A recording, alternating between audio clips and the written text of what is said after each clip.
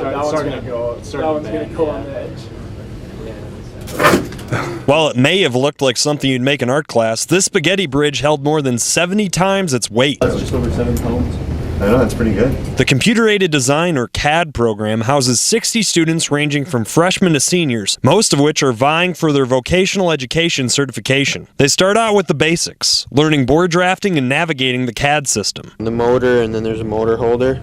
Sophomore year we get to do battle bots. That was one of the coolest things ever. That's when we start with Inventor, which is a lot more 3D modeling and working with mechanical parts. And they're beyond proficient in that platform. It took one student mere minutes to design my camera with nothing to go off of except the naked eye. By the time junior year rolls around, they take a bit more of a pragmatic approach, designing load-bearing bridges made of pasta before making the leap to wooden replicas. There's a lot to learn. We're using a program called the West Point Bridge Designer. You can go ahead and make your design right on the computer and test the load and see if it holds, and shows where all your compression and tensile strength members are and everything, and it's pretty sweet to see. Then it's time for the big show, where students construct big bridges that can hold a ton. Well, almost half a ton to be exact. I think this is a 700-pound one right here. Oh my gosh. I've watched people build the bridges since I was a freshman, and I'm really excited to get to build my own and see how it works, and I mean, hopefully we do as well as people have in the past. Those are some big shoes to fill.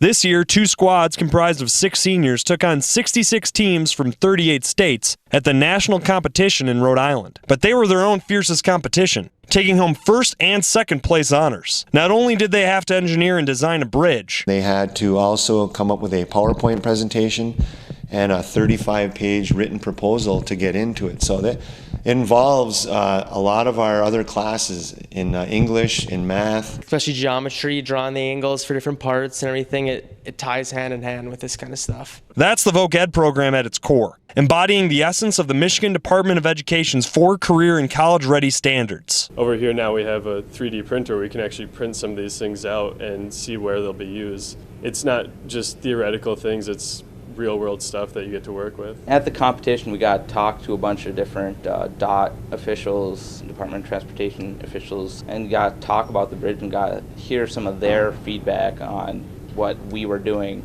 All positive feedback.